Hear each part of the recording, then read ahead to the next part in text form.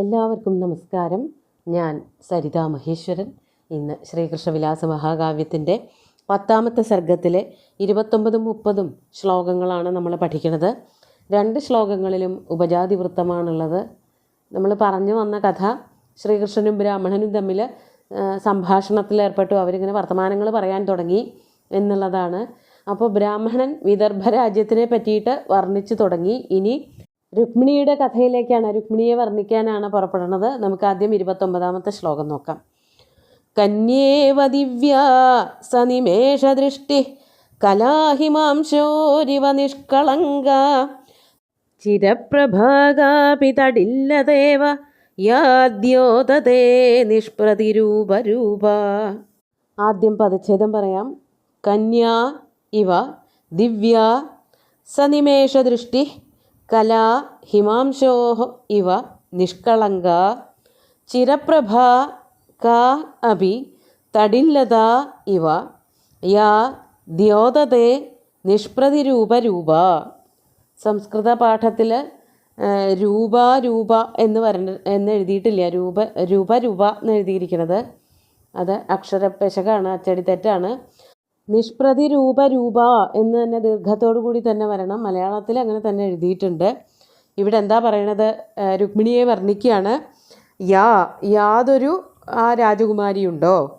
വിദർഭ രാജാവായിട്ടുള്ള ഭീഷ്മകൻ എന്നുള്ള പേര്, അല്ലെങ്കിൽ ഭീഷ്മൻ എന്നുള്ള പേര് തന്നെ എല്ലാവരെയും വിറപ്പിക്കുന്നവൻ എന്നാണ്, പേടിപ്പിക്കുന്നവൻ തന്നെയാണ് അർത്ഥം.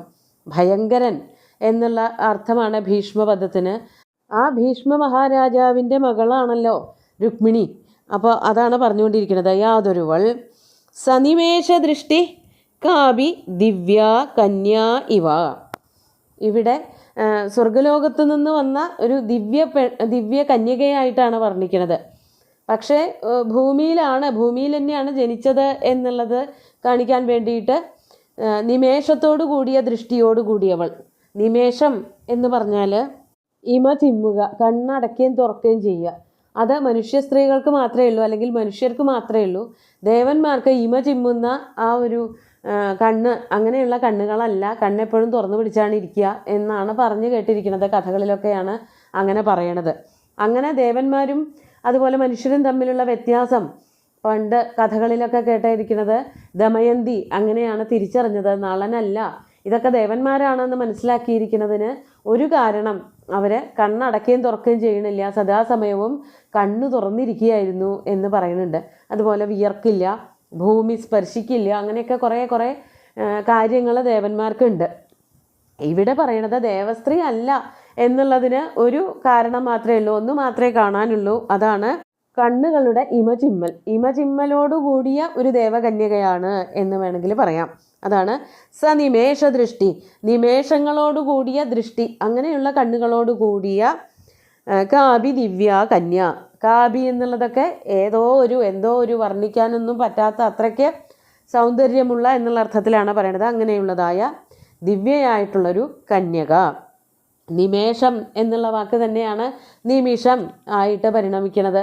നിമിഷം എന്ന് പറഞ്ഞാൽ ആ ഒരു സമയത്തിൻ്റെ അളവുണ്ടല്ലോ, അത് കണ്ണടച്ച് തുറക്കാൻ വേണ്ടിയിട്ട് എടുക്കുന്ന സമയമാണ്. അതിനെയാണ് നിമിഷം എന്ന് പറയുന്നത്. അങ്ങനെയുള്ളൊരു കന്യകയാണ്. മാത്രമല്ല കന്യാ ഇവ, കന്യകയെ പോലെ, ദിവ്യ കന്യകയെ പോലെ. പക്ഷേ ഈ ഇമ ചിമ്മുകയും ചെയ്യുന്നുണ്ട്. ദേവന്മാരിൽ നിന്ന് ഒരു വ്യത്യാസം. അതോടൊപ്പം ഹിമാംശോഹോ നിഷ്കളങ്ക കലാ ഇവ. മറ്റൊരു വർണ്ണനയാണ് ഹിമാംശുവിൻ്റെ. ഹിമാംശു എന്ന് പറഞ്ഞാൽ ചന്ദ്രനാണ്. മഞ്ഞുപോലെ തണുത്ത കരങ്ങളോടുകൂടിയവൻ, രശ്മികളോടുകൂടിയവൻ. സൂര്യനാണെങ്കിൽ തിഗ്മാംശു തീക്ഷ്ണാംശു ഒക്കെയാണല്ലോ. ചന്ദ്രൻ വളരെ തണുപ്പ് തരുന്നവനാണ്. അതുകൊണ്ടാണ് ഹിമാംശു എന്ന് പറയുന്നത്. ഹിമാംശുവിൻ്റെ നിഷ്കളങ്കമായ കല പോലെ ഇരിക്കുന്നവൾ. നിഷ്കളങ്കമായ കല എന്ന് പറയുമ്പോൾ പൂർണ്ണചന്ദ്രനെ വർണ്ണിക്കുകയാണെന്നുണ്ടെങ്കിൽ അവിടെ കളങ്കം വരും, ഒരു കറുപ്പ് നിറം ഉണ്ടാവും. എന്നാൽ ചന്ദ്രകലയെ വർണ്ണിക്കുമ്പോൾ അവിടെ എവിടെയും കളങ്കത്തിൻ്റെ കാര്യം പറയാറില്ല, കളങ്കം കാണുന്നില്ല.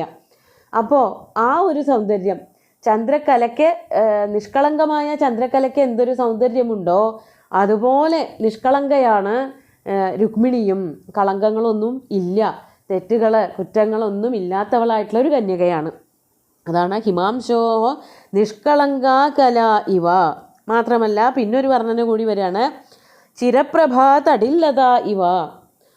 തടില്ലത എന്ന് പറഞ്ഞാൽ തടില്ലത സമരുചി ഷഡ്ചക്രോപരി സംസ്ഥിത എന്ന് ദേവിയെ വർണ്ണിക്കുന്നുണ്ട് ലളിതാ സഹസ്രനാമത്തിൽ. തടില്ലത എന്ന് പറഞ്ഞാൽ ഇടിമിന്നലിൻ്റെ സ്വഭാവം, തടില്ലത സമരുചി, അത് ദേവിയുടെ വർണ്ണനയാണ്. അതുപോലെ വർണ്ണമുള്ളവളാണ് ദേവി. ഇവിടെ പറയണത് തടില്ലതേവ, അതന്നെയാണ് പറയണത്. ഒരു ഇടിമിന്നൽ പോലെ, ഇടിമിന്നലിനെ ഒരു ലതയായിട്ട് വർണ്ണിക്കുകയാണ്. ഇടിമിന്നൽ പോലെ, പക്ഷേ ഇടിമിന്നലിൻ്റെ ഒരു സ്വഭാവം എന്താണ്? അത് വരും പോവുകയും ചെയ്തുകൊണ്ടിരിക്കും.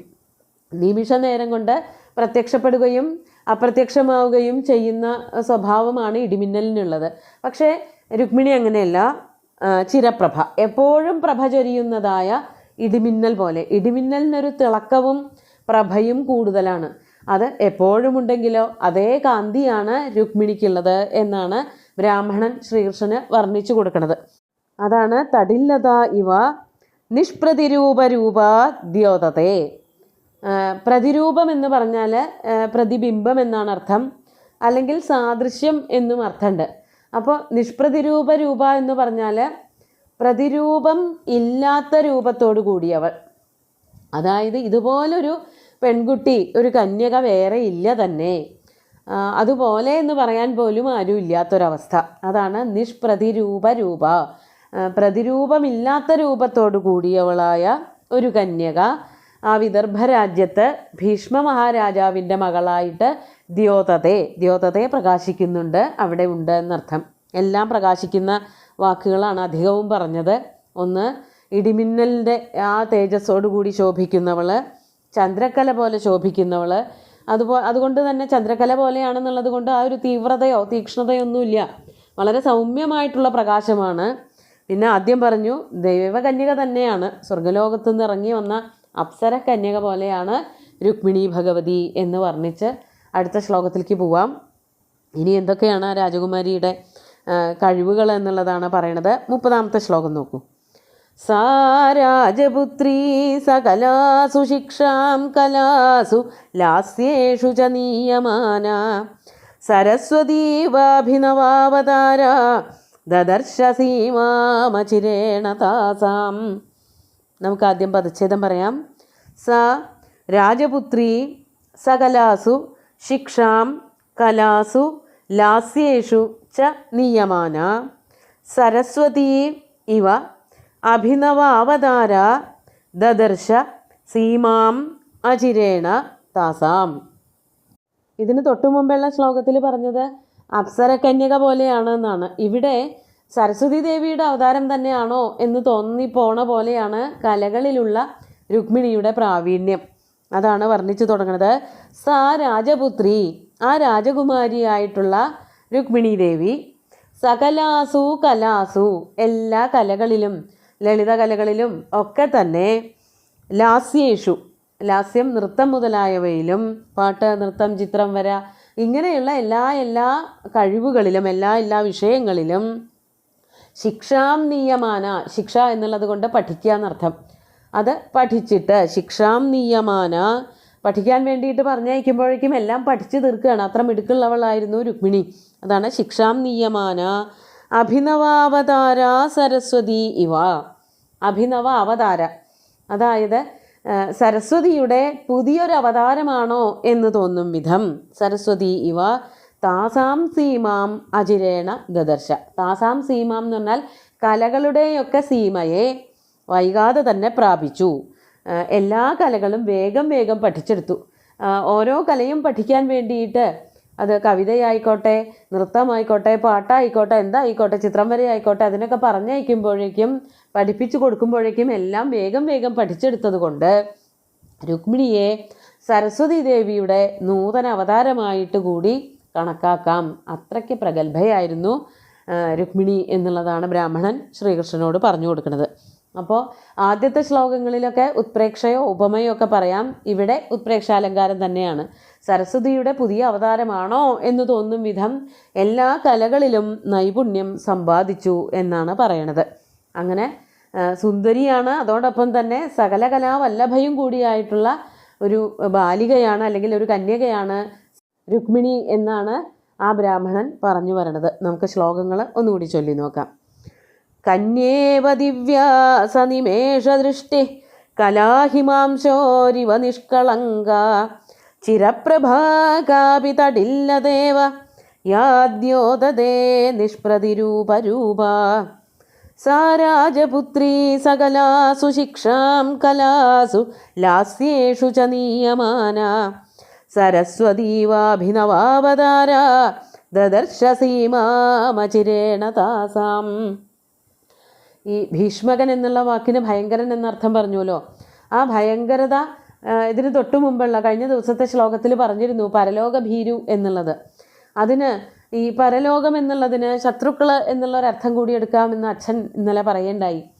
അപ്പോൾ ശത്രുക്കൾക്ക് ഭീതി ജനിപ്പിക്കുന്നവൻ, ശത്രുക്കളെ പേടിപ്പിക്കുന്നവൻ എന്നുള്ള അർത്ഥത്തിൽ, ശത്രുക്കളെ മുഴുവനും ഭീരുക്കളാക്കുന്നവൻ എന്നുള്ള അർത്ഥത്തിലും പരലോക ഭീരു എന്ന് വേണമെങ്കിൽ സംസ്കൃതത്തിൽ വ്യാഖ്യാനിക്കാം. സംസ്കൃതത്തിൽ എങ്ങനെ വേണമെങ്കിലും വ്യാഖ്യാനിക്കാം. വ്യാഖ്യാതാവേത്തി എന്നാണ് അതിന് പ്രമാണം.